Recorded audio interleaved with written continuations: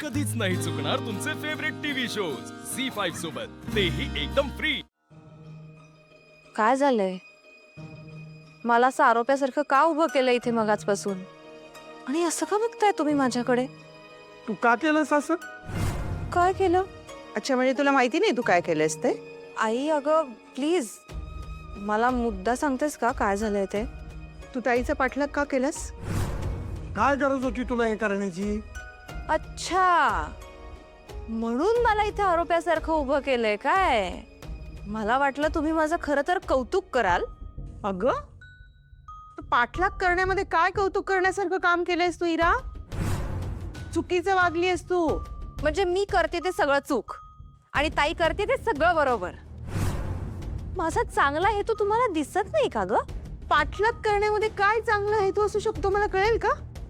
आई अगं कळायला नको का की ताई कुठे जातीये, काय करतीये हे कळायला नको आपल्याला?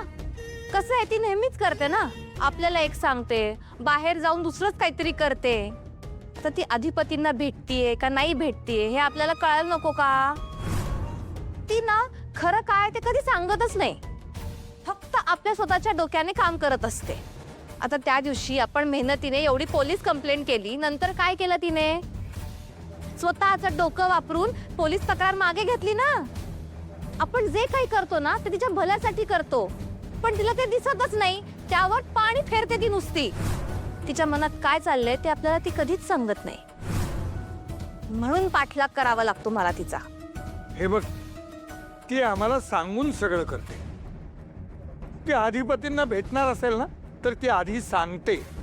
ती तुझ्यासारखं चोरून लपून काहीही करत नाही.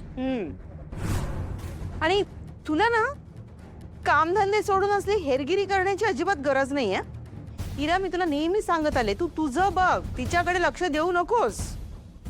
कशाला पाहिजेत का तुला तिच्या आयुष्याच्या उचापत्या? हा, तुम्हाला कळत नाहीये तुमची मुलगी काय करते ते. ताईची अवस्था ना ना दैव देतं ना कर्म देतं अशी झालीये. मी काय म्हणते, ताईकडे लास्ट संधी आहे सगळं मिळवण्यासाठी, ती हातून जाता कामा नये. येऊ का घरात?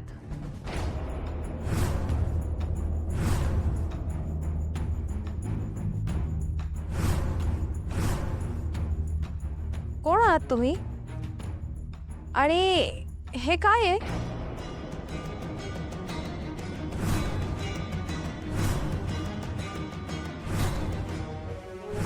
दुर्गेश्वरी नाव आहे माझं. ताईच्या वतीनं आहेराचं ताट आणलंय.